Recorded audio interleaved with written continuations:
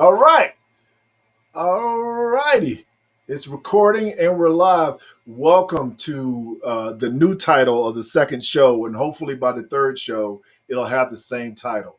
But welcome to Behind the Mic, the Art of Standup Comedy. I'm your host, your producer, your editor. I'm that guy, those people, those individuals, Corey Manning. And I'm excited today for my guest that I have on the show. I'm excited for the topic that we're going to be covering, which is something oftentimes think about and talk about, especially with other comedians like the one we have today. And let me just give you some insight on what the art of comedy is about. Behind the mic, we talk about the art of comedy, different aspects of it, because a lot of times what happens is people don't understand or can't are not able to process what it goes into being a stand-up comedian and us coming out with the material that we have for our performances. And what I find is that oftentimes people are in the audience and their reactions, their behaviors are not conducive to comedy, or conversations afterwards with audience members following the show and is doesn't necessarily have the impact that we thought or that we wanted it to be. So we have to be mindful of that when we're doing stand up, which can actually kind of hinder us from being as creative as we want to be. And there's a long process that goes into developing a comedy set. You have people taking classes now to develop 5 minutes, and they have a place where they can actually practice that material and hone it into a position where it can be presentable to an audience. Whereas a lot of times comedians like myself who don't have the revenue or the resources to do something like that oftentimes have to take it to the stage to try it out. And there's a process for developing it into what it appears. This is not only a process for me. This is not only a process for my guests who come on the show. This is a process for all the comedians you see, from your Dave Chappelle's, Chris Rock's, and Kevin Hart's, to Jerry Seinfeld, Robin Williams, and a slew of others like Monique, uh, which is another interesting story of itself. Taylor Tomlinson, Amy Schumer, and I can go on and on with a bunch more.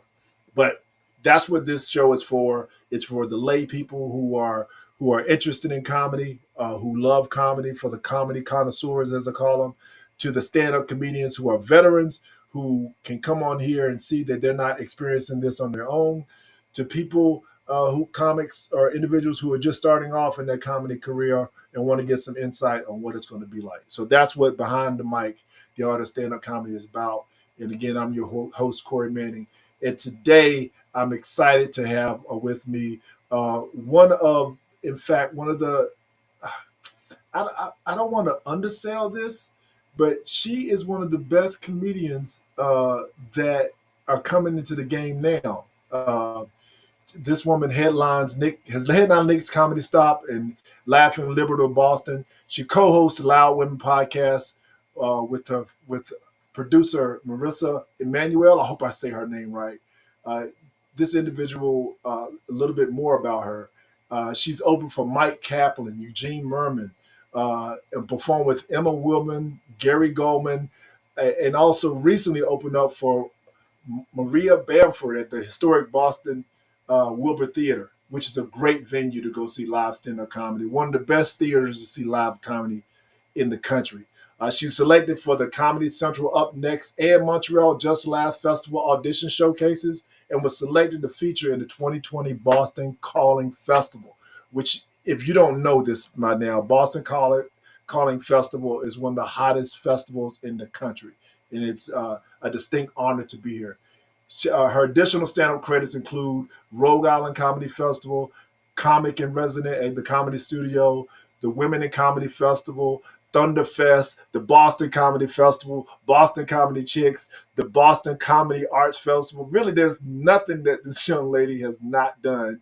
Razor sharp wit, an ineffable charm, which we're going to have to talk about that. It's going to be the first thing we talk about, ineffable, because I had to Google that. Charm. I'm also excited to have a good conversation with Tookie, rhymes with Cookie, Kavanaugh. Ladies and gentlemen, please welcome this young lady to the mic. I'm sorry.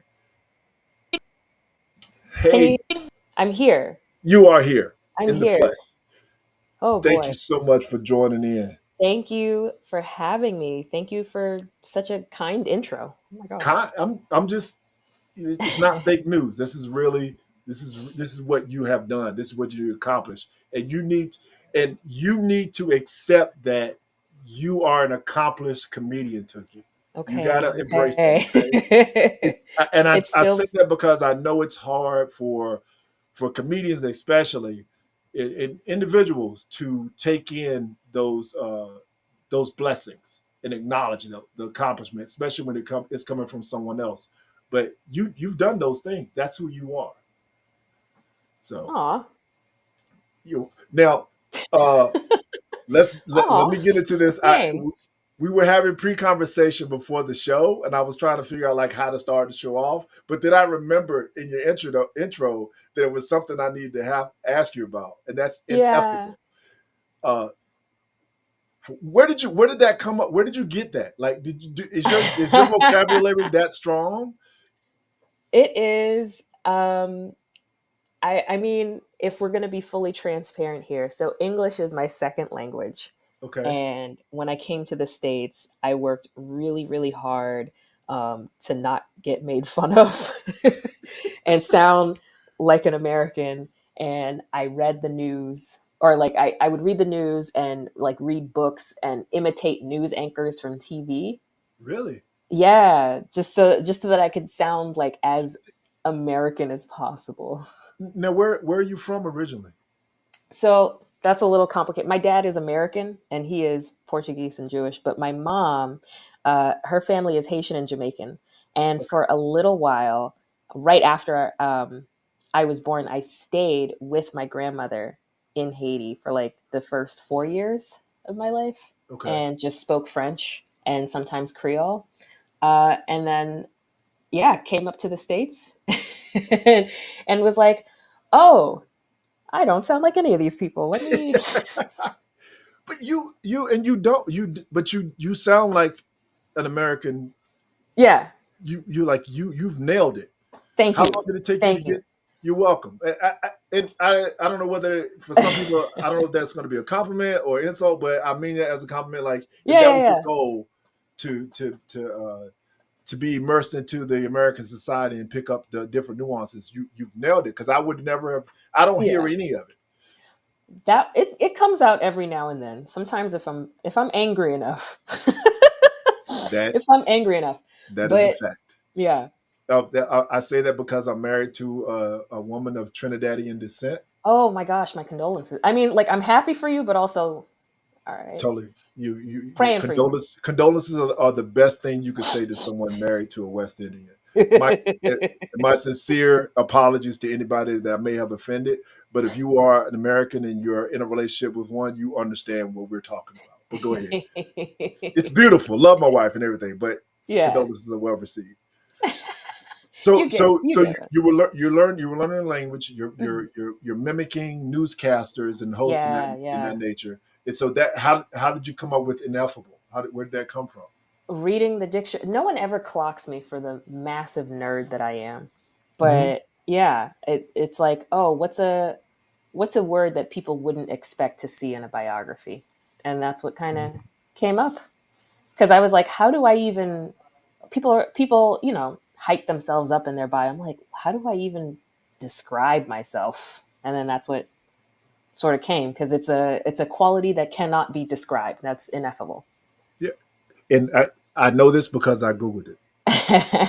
Because when this said ineffable, I was thinking about something totally different. Well,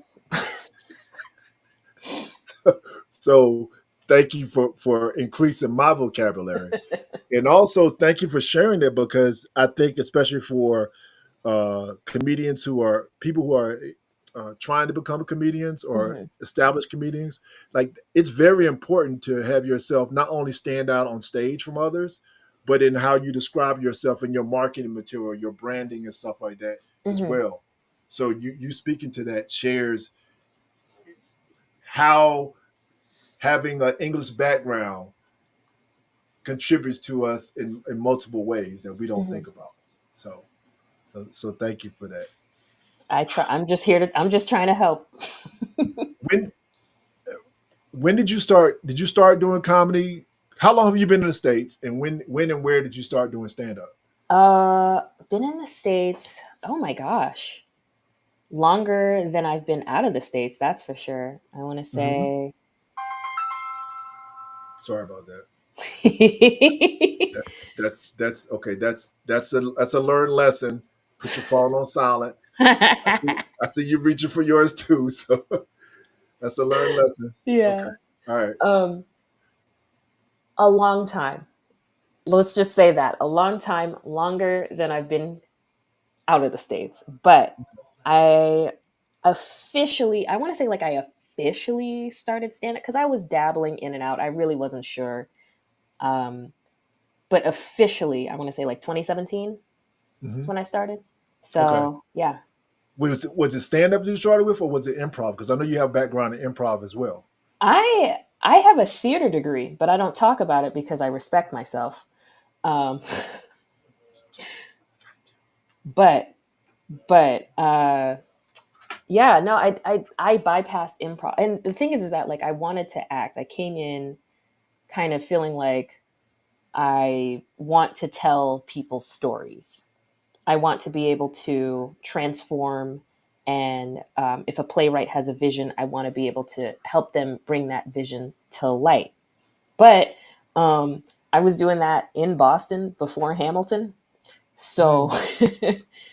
so as you could imagine, people didn't really see me in certain roles. Like I would go out and audition, and it would be a lot of lip service, like, "Oh well, this character just isn't as urban as you." Which, like, I live in Cambridge. What do you? Wait a minute. Hold on, hold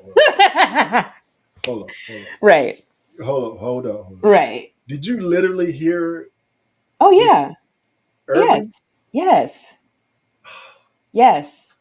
Instead of you saying we didn't visualize casting a person of color in this part, Mm-hmm. they would say not as urban as. Yeah, yeah. We Okay. did. We didn't. We didn't really picture an urban look for this character. Okay. Note to white casting agents and people out there. You talk about diversity, equity, and inclusion. If you're going to not cast a person of color because they are a person of color, at least let them know that that's the reason. Yeah. Don't don't try to be politically incorrect because oftentimes you're coming off incorrect. It's that much worse. It makes it worse. It just makes it worse. Like, just tell me this role is for a white girl and let me go about my business. I have no I don't have a problem with it. Yeah. There may be some pushback saying, have you could you consider would you consider a person of color in this role in identifying it, okay, or why is Hmm. this person need to be white? Is there something in the character in their Hmm. history that that is essential to them being white, or is it just you visualize Superman as being white? Hmm. Because I mean, he sounds like a black kid that was his home blew up. He he got left at the side of a road. That sounds like a black lifestyle, urban lifestyle, if you will. Heavy air quotes, urban. Uh, no, but like that's the whole thing. Like, I went out, auditioned for things, tried my hand at acting. Um, And I always kind of knew that I would end up on stage, but I guess I just never knew exactly how. So I still Mhm. ended up on stage, just in a way that shows up a little differently than what I expected. Okay. Um, and so it was like, I came to the realization, like, I thought I would be telling other people's stories, but I've found more success in telling my own. And Gotcha. so that's just the lane that I've stuck with. Now, is that do you see the similarities with the two? Is the two are there stronger similarities or difference between being an actor and being a comedian? There is an element of acting because, like, we literally have a thing called an act out as part of a punchline. Yes. Um, and for me, it is at least like not every comic is an act out and physical kind of comic, and that's totally okay. but at least for me, I have an outlet to be that much more expressive and theatrical. So it like when I'm acting out a joke, I can at least bring in a little bit of that theater and a little bit of my, some people have described it as campy style Mhm. to comedy. And it's like, yeah, I still get to act and make believe and pretend while still executing stand up. Gotcha. So here on one of the things we do, I try to do on Behind the Mic, the Art of Mm-hmm. Standup Comedy. And again, we're talking right now with Tuki Kalvanoff, one of the best comedians in the country. That's right. I said it. I'm saying it here. Excuse me. I'm multitasking. Dog wants to get out. So let him out the door. We're multitasking here. One of the things we try to do consistently on here is to bring in some to dissect some stand up. Mm-hmm. And what I ask my guests to do is pick one of their favorite comedians or favorite bits or jokes that they've heard, and we discuss it here. And so, uh, Tookie, not surprisingly, has come up with one of my favorite comedians, Mr. Roy Wood Jr. And so, what we're going to do now, we're going to show his clip, and then we're going to discuss it. I hope I have it started at the right time. If not, we'll see. Oh, I think we do. So let's go for Gas. it. Yay. Let's do it. Billionaire musician. It's just in teaching. Nope. Let me go back. Bitch, I'm too it's just mother. Every got you. I got it. I love my mom. I love my mom, but my Trevor Noah, Roy Wood Jr. I love my mom. I love my mom, but my mom hates everything. Like, whatever it is, my mom has the gift, like most mothers, to just find the flaw in whatever you think is perfect. It doesn't matter what it is. It doesn't matter if it's food, television, whatever, your outfit. She will break it down and find the one thing wrong. I took my mom to see the movie Gravity. Sandra Bullock and George Clooney. Beautiful film. Woman lost up there in space trying to figure out how to get back down to Earth. I take my mom to see this Oscar-winning masterpiece. We're walking out the theater. She boils it down to one sentence. It's just a movie about a bitch flipping and crying.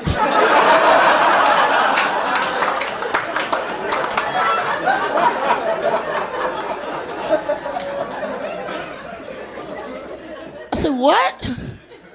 This movie is about a beautiful internal struggle. The desire to live when all the odds are against you. That's what the film. No, it's just a bitch flipping. She cried.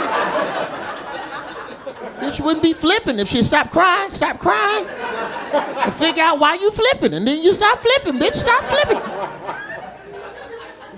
That's what my mom does to things.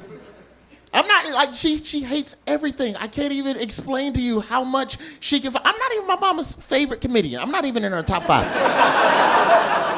That's not even a lie. Like, I don't curse enough. That was her note to me as a performer. You don't curse enough. You ain't no Cat Williams, I tell you that. My mom's Mount Rushmore of comedy is Ron White, Cat Williams, Wanda Sykes, and barely Chris Rock because he walks too damn much. That's what she said. Why he gotta walk back and forth while he tell the joke? Can't he stand still? See, Ron White, I like Ron White because he stands still so you can hear the joke. He stands still because he's drunk, Joyce. That's why he doesn't walk.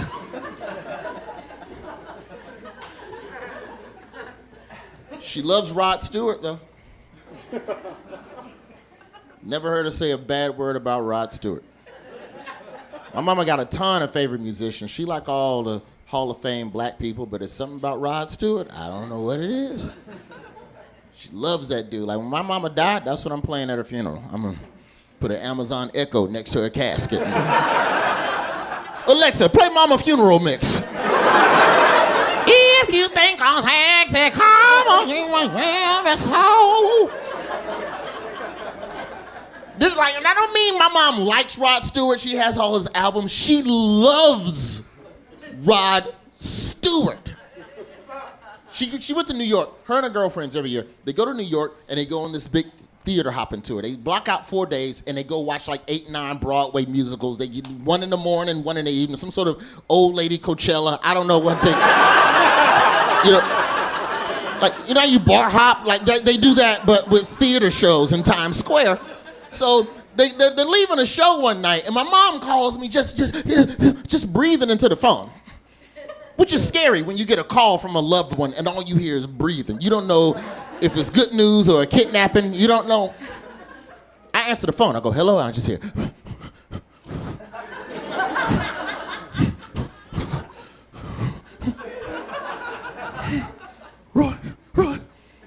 Roy. I go, Mama, what's up? What's going on? I took a picture with him, Roy. I took a picture with Rod Stewart.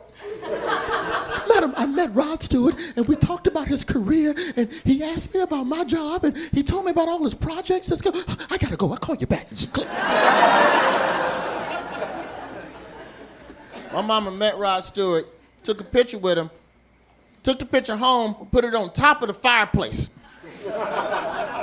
Like, I don't know where you're from, but down south, that is the most sacred place for a picture to be put, above the fire. He went straight to above the fireplace.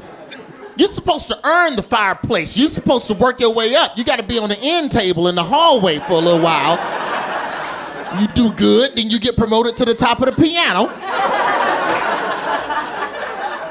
And you either die or graduate from college, and you get above the fireplace.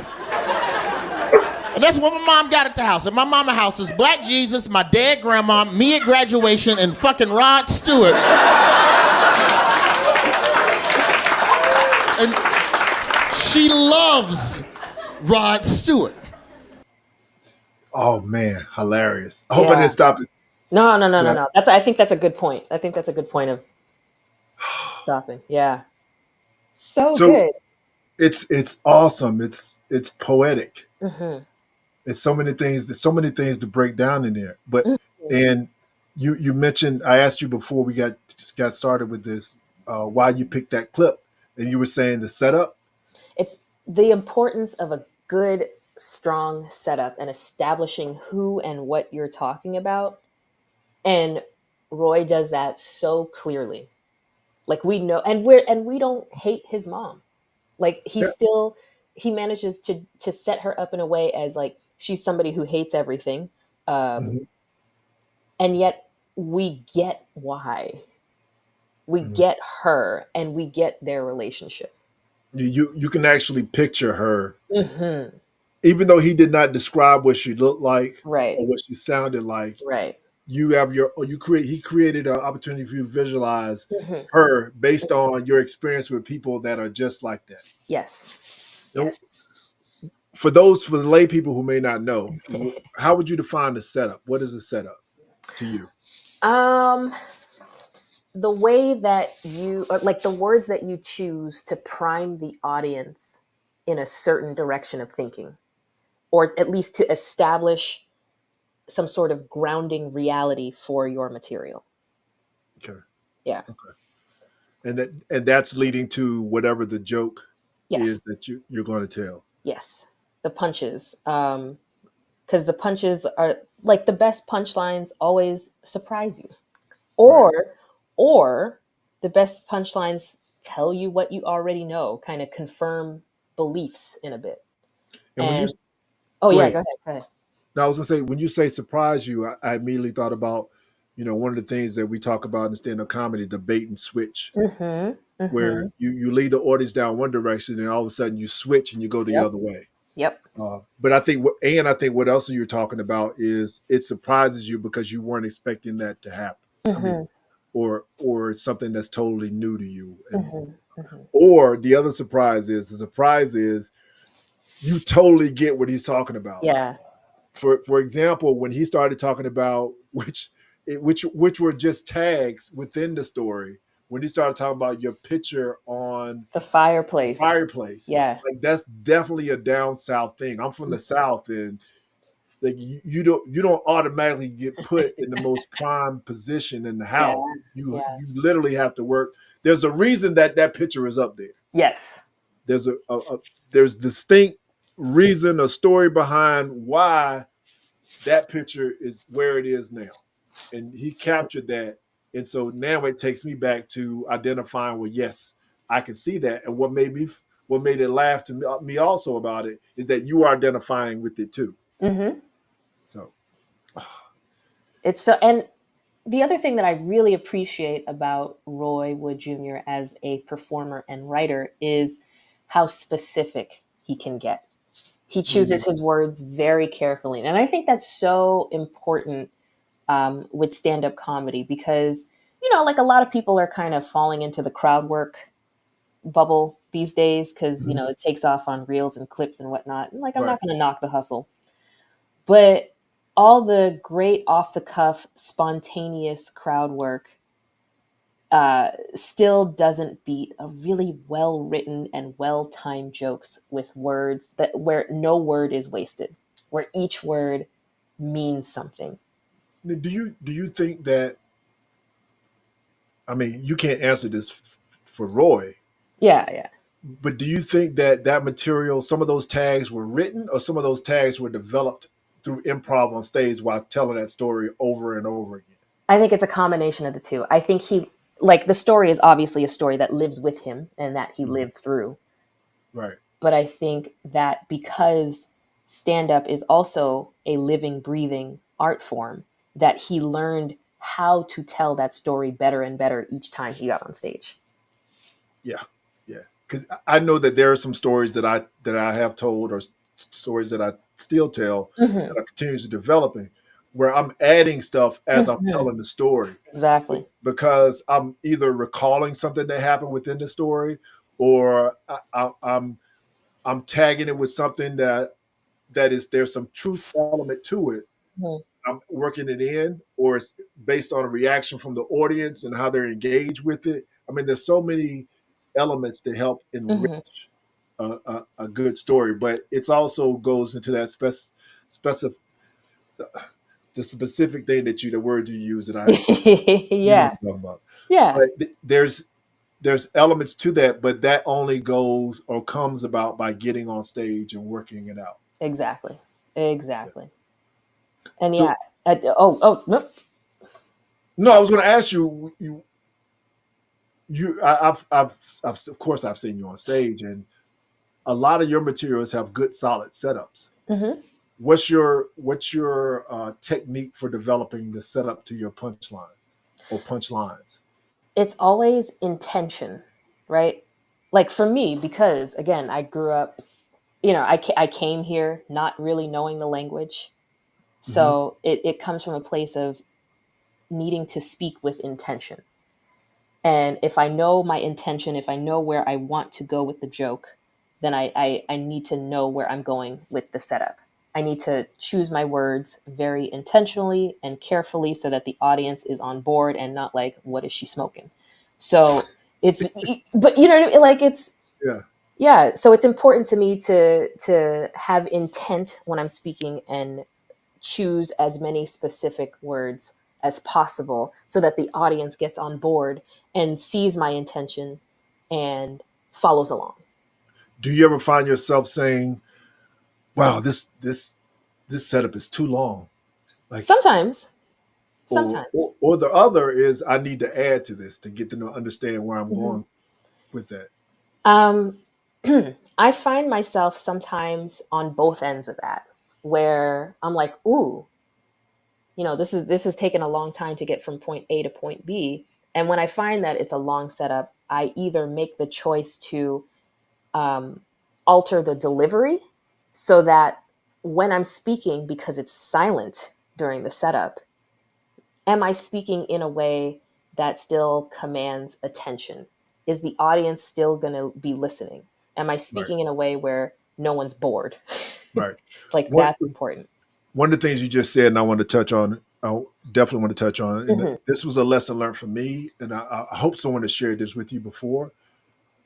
But just because the audience is silent Hmm.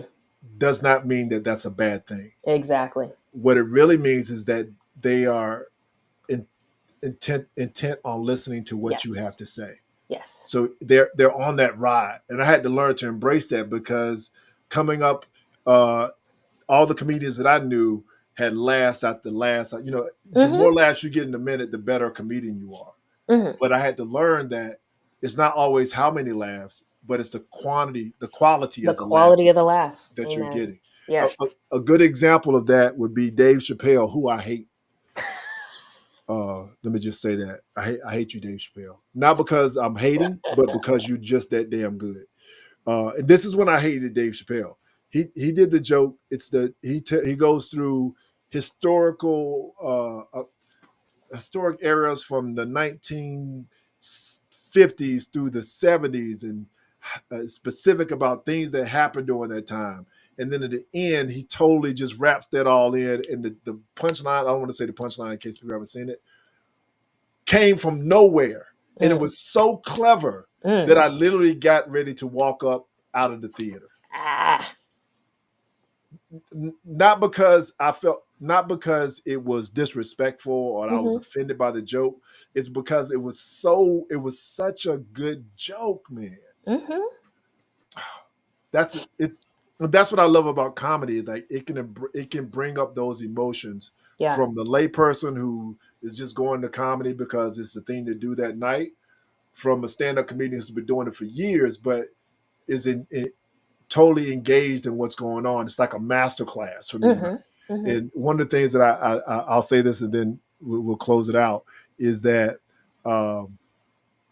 it's always interesting to me to be around people who are not comedians and going to a comedy show because they always ask, why aren't you laughing? This is hilarious. And I'm like, I know it's funny, but I'm taking it in. I'm processing it. Yeah. It's not that I'm not laughing, but I'm processing it. Yeah. So before we wrap it up, anything now, why do you consider stand-up comedy an art? Do you consider it an art, and why? I do consider it an art, and I really wish that more people did too. It's just that it's difficult because it's good art is hard to do and hard to make. And sometimes you got to suffer through a lot of bad art to get to some good art.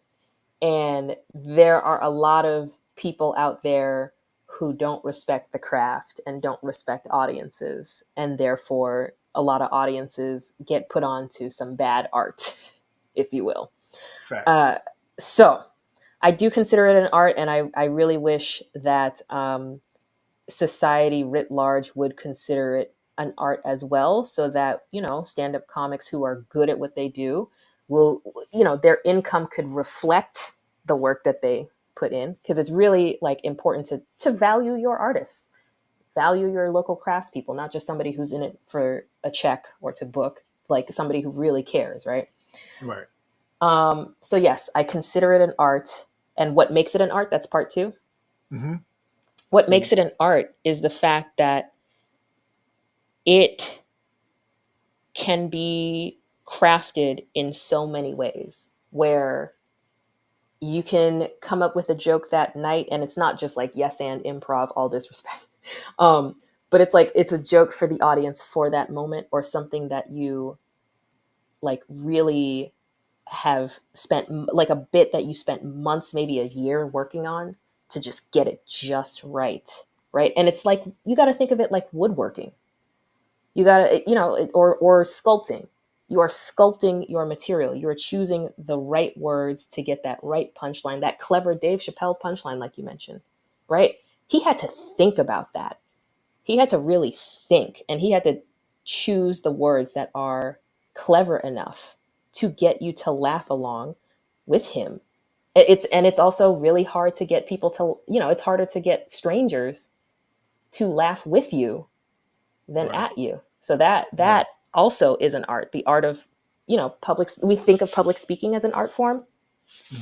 It's, they're cousins, not quite sisters, but it's in that same vein where it's like, yes, this is crafted material. This is, someone chose to talk about these things in this way. I know I sound like really pretentious and all that and hoity-toity, but No, but I care. You're preaching to the choir right now. Yeah. That's why you don't sound pretentious to me. But Thank you. You're totally right. I just really care. But thank you for caring. Thank Thank you for you. being on the show. Real quick, where are you upcoming dates? Uh, Yeah.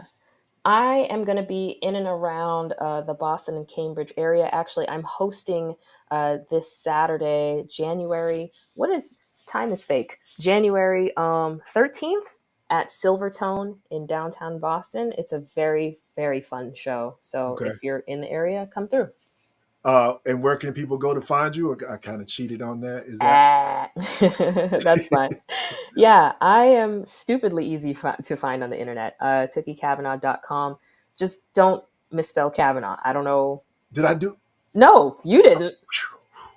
You didn't. Okay. But I need everybody to resolve in 2024 to stop misspelling Kavanaugh. Well, People make it so much. Do you understand that like all the extra letters that people add into my name creates more work for them? yes, yes, and also pronunciations Yeah. is yeah. I love how you have on your website Tookie like cookie. Yes. I love it. I love it. Thank you. All right. Thank you so much, Tookie. This was great. Thank you, Had a Corey. blast having you on board. Look forward to sharing the stage with you hopefully soon. Yeah. And I want to thank my audience for the two of you that came on board. I'm joking. It's growing. Please subscribe. Please follow. Share the link and look for more upcoming videos, interviews coming up on the Art of Comedy, Behind the Mic, the Art of Stand Up Comedy in the future. Thank you all so much and enjoy the rest of your day.